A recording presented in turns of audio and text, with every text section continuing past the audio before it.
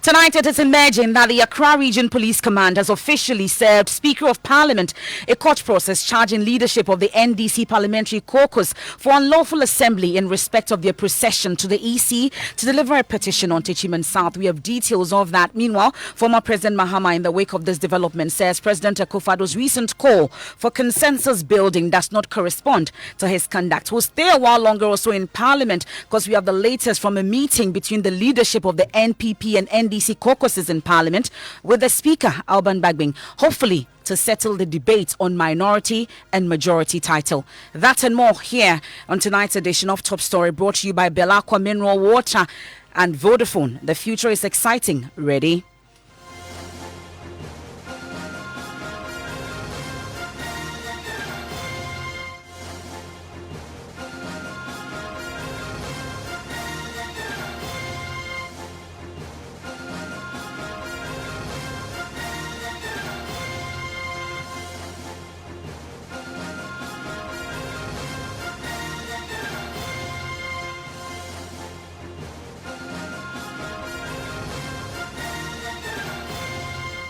Top Story is also brought to you by Gassem, the nation builder. And tonight is emerged that the Accra Region Police Command has served Speaker of Parliament a court process charging leadership of the NDC Parliamentary Caucus for unlawful assembly in respect of their procession to the EC to deliver a petition on Techiman South. This is contained in a Facebook post by the 2020 presidential candidate of the NDC, John Mahama.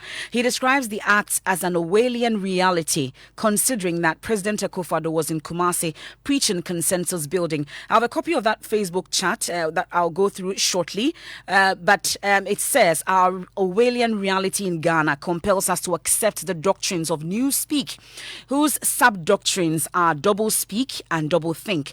Otherwise, how else can it be said that the president was in Kumasi preaching consensus building in respect of the newly elected opposition Speaker of Parliament, and the very next morning, the Greater Accra Regional Police Commander was serving a court process on the said speaker, charging leadership of the NDC Parliamentary Caucus for unlawful assembly in respect of their processional walk to the EC to deliver a petition on Techiman South. It ends by saying, quote, I can't think far. That's that statement put on the Facebook page of former President John Dramani Mahama. But I'll take you to Parliament. We're still trying to reach the Greater Accra Regional Police Command for confirmation of this, and then also head to Parliament on this. But my colleague Joseph Opoku-Gakpo joins us on the line because we know that there's a meeting between the Speaker, Right Honourable Alban Bagbing, and he's been meeting the leadership of the NPP and NDC caucuses in Parliament to, amongst others, hopefully settle the issue about who sits where when the House resumes on Friday.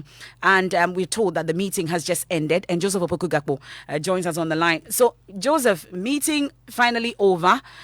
Who do I now call majority or minority? Has the debate finally been put to rest? Everyone is tight-lipped on what the decision was, but I had the chance to put that specific question to the NDC caucus leader, Harun Idrisu, who insists that that's something that has not been confirmed specifically, and they've not been able to come to a specific agreement on as far as what the way forward is concerned. He was in the meeting himself alongside his deputy, James Klucha Veti, his whip, Munsa Mubarak, and as well, represented on the other side, Osei Mensah, the leader of the NPP side, his deputy, Afenyo Markins, as well as Anot Dompre, Frank, the Insawama MP, who is the chief whip in that meeting. Alban Bagbing chaired that meeting, which lasted for well over 2 hours and ended a while ago. We are told, among others, beyond who would constitute majority or minority, there were questions about who would chair various committees going forward and which of the two sides would chair those committees. There were questions about what the Formina MP's decision to virtually participate in work with young people would mean. By the way, I spotted him a while ago. He was also in that meeting. You know, he's the second deputy speaker. But you know, the indication that Harun Idrisu is giving us is that nothing conclusive has been agreed on in terms of those specifics, particularly who would constitute majority and who would constitute minority. And there has to be further deliberations on how the way forward will be. And did he say exactly when the further deliberations will happen? Because they're supposed to sit on Friday. They are supposed to sit on Friday.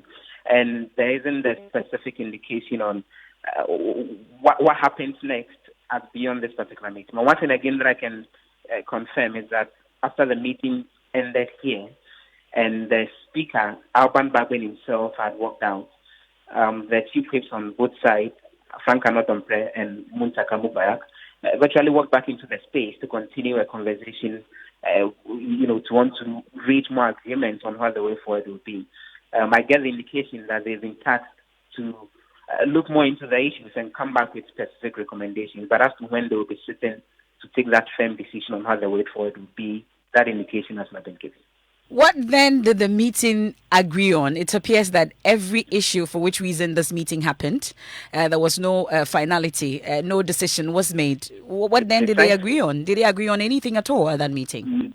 None that I know of. And particularly, I've been seeking clarity from the MPs who were in the meeting, whether the third communication that the indication is being given that the police in Accra have given to the speaker about wanting to take on minority MPs for their march to the EC headquarters back in December, whether at that meeting that was also brought to the attention of the NDC MPs and even the NPP MPs who were in that meeting. And again, I get the indication that that is not something that did not come up in the meeting either. So it looks like a lot of deliberation, nothing conclusive on what the way forward will be.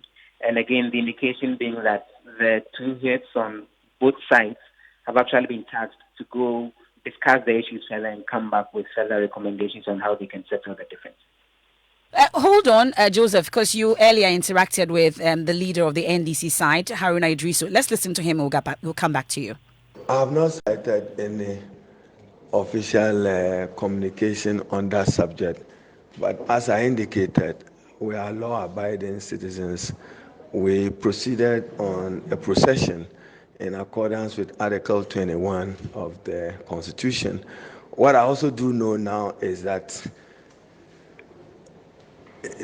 I hope I get his title right. Is it DSP Ofori? Chief Superintendent Ofori, the Director of Operations, Chief Superintendent, he's what? He's at ACP now. What I also do know is that ACP Ofori, I also saw him in the chamber on the 9th of 7th January. He probably will have to come and explain to Parliament what he and his men were doing in the chamber and on the floor of Parliament at that material moment, because that is also in contempt of Parliament. So you mean you drag him before the privileges? He has to, because he has to demonstrate that he was invited into the chamber by the Marshal of Parliament.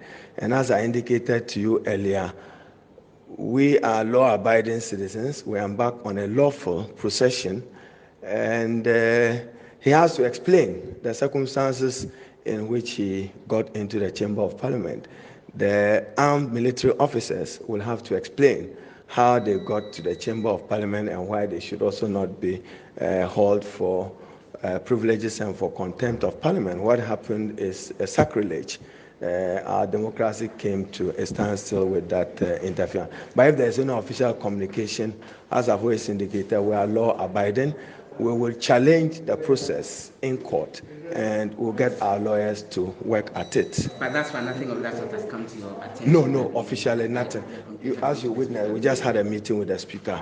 No official indication have been we agreed on to who us. sit on the right or the left-hand side of this? These are matters to be resolved. As far as we are concerned, we are 137, 137. We expect that there will be some communication which may trigger further discussion on this. But that hasn't happened yet?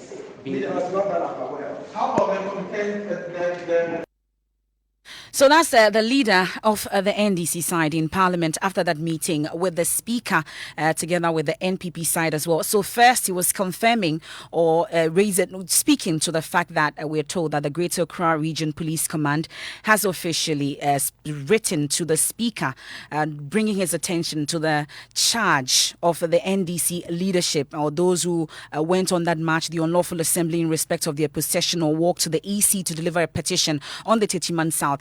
that is contained in a Facebook post of John Dramani Mahama.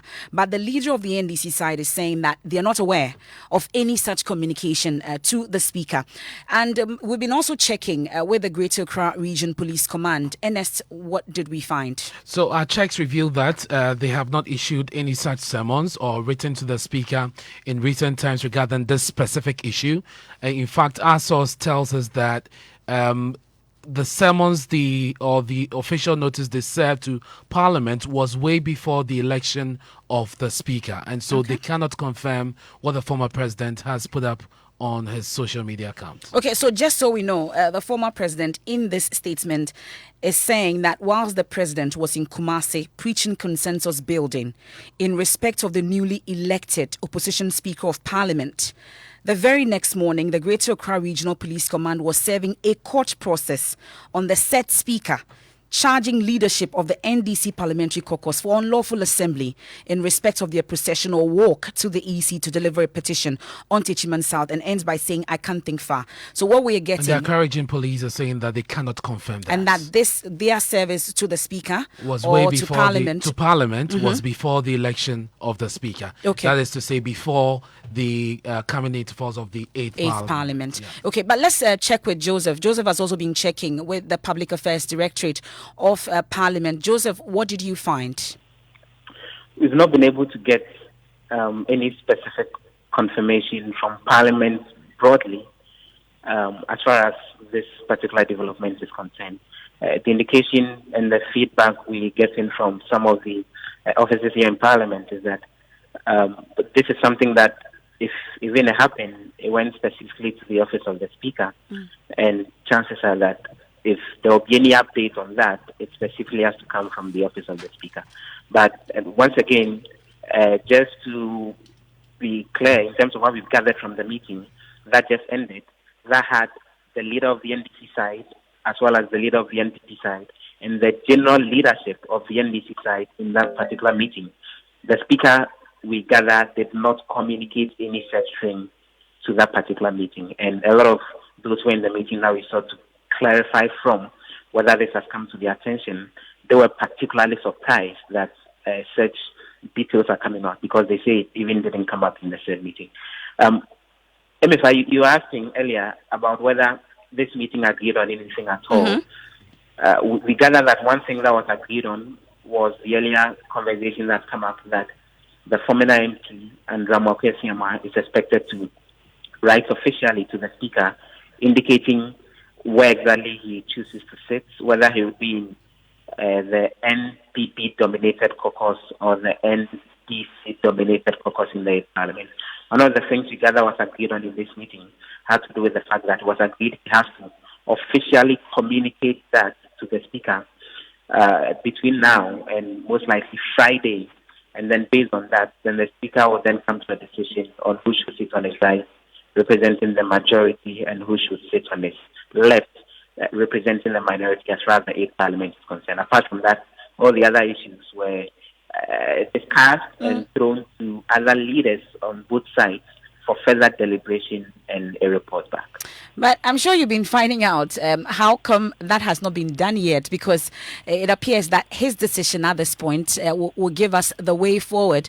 I'm sure you've been finding out from those who participated in the meeting how come that has not been done just yet. The indication is that they wanted to generally agree on this as what the way forward will be before he goes ahead and acts officially. On a regular day, the decision on which side that an MP sits is not something that has to be communicated in writing. And since Parliament came into being, something like that hasn't really happened. This is a peculiar situation, particularly with him being the tiebreaker on both sides. And everyone wants to get it right. So it was at that meeting, although that proposal had come up previously that should be done. It was at this meeting that it was firmed up that, yes, it would be a good move in terms of how the way forward would be, and then based on that, a decision on which side would hold the majority will subsequently be taken. Well, interesting developments there in Parliament. That's Joseph Opoku Gakpo, our parliamentary correspondent. But Joseph, don't go just yet. You've also been interacting with the chief whip of the NDC on his attempted bribery allegations on a Supreme Court judge. He's been speaking to you about it. What exactly are the details? Did he give you the evidence this time? He doesn't go into the specific details, neither does he want to name the judge in question. But he's been indicating that, as far as he's concerned, they have the evidence to back the claim that they are making. If the Chief Justice decides to probe this matter further, as has been recommended by a number of legal luminaries, including Dr. Kofi Abochi, they will be ready to provide the evidence before that team that will probe the issue. But on their own, they may want to raise it in the media and, if necessary, raise it on the floor, although he doesn't confirm they'll do that. But in terms of them getting through to the judiciary with those details, he thinks that would amount to interfering in the work of the judiciary. Well, that would be very interesting. That would be very, very interesting. And I think that would be right, because that gives all of us the opportunity to put some of these things beyond just mentioning. But we'll look forward to whatever they may want to do. And I can assure you that if it becomes necessary for that, we will appear there with our evidence. And do you have that necessary evidence to back it? Well, I will not have to tell you in public. I mean, obviously, we mention it and we'll prepare ourselves. If it becomes necessary, all those things will be put to public domain. Will you be interested in, on your own, reaching out to the Office of the Chief Justice with the said evidence about the Supreme Court? You see, one of the major things that, I mean, in democracy, that a lot of people are not mindful of, executive and legislature sometimes is much closer, but the three arms of government mostly are supposed to operate independent of each other. So, as a member of parliament reaching out to the judicial arm, I find that in our democratic settings or in a well-established democracy, not proper. It's not for me to. If I strongly feel about it, I should raise it on the floor of the house and ask this house to form a committee to investigate it. But not to go and be encouraging another arm of government and be telling them what to do. It's not. I mean, that doesn't foster very good practice in a democratic dispensation such as ours. Is that something you consider doing, raising it on the floor for the necessary? Well, I mean, I would not want to say much about what we are doing, because remember that also is part of our strategy and how we are managing our caucus. I don't think I would want to say much about this, especially to the public. Okay. So, President Akufo-Addo will have your backing as the NDC side to do business. So that's Joseph Opoku Gakpo interacting with Muntaka Mubarak, the chief whip of the NDC side. So finally, Joseph, just before we let you off, I'm sure you've been picking the vibes about the mood of this just ended meeting. What was it? When the MPs walked out of that particular meeting, I tried to get a sense from them on how things transpired generally. Out here, they all laughed it off. Initially, the minority, not the minority leader, but the former minority leader, who is the leader of the NDC side, Haruna Idris, who walked out of the meeting. Subsequently, his team followed him. Later, Osei came in Sabonto, and his team also walked out of the meeting. Everybody walked out smiling and giving the indication that the meeting probably may have gone well, except that when we started interrogating the issues, then we got a clear sense that not everything was agreed on, and not everything they hoped to have agreed on was actually agreed on in the end, as far as this meeting is concerned.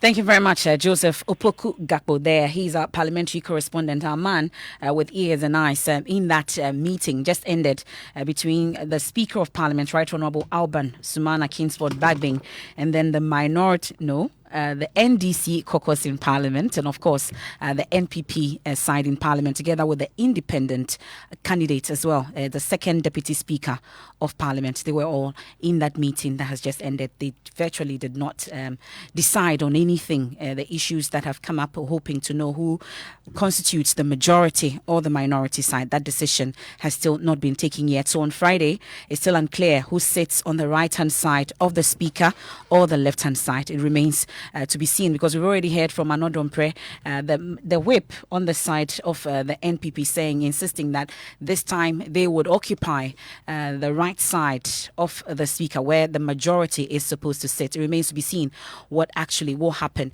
But staying on events in Parliament, and especially the night of the election of the Speaker of Parliament, we all saw what happened, the drama amidst the military invasion, the snatching of ballot papers, and of course ballot boxes, and the kicking of ballot booths as well. One person that was key in all this is the MP for Yape Kusogu, John Jinapo. We also saw Mutala Mohammed. Already the chief whip on the side of the NDC is insisting that his was in defense of the constitution.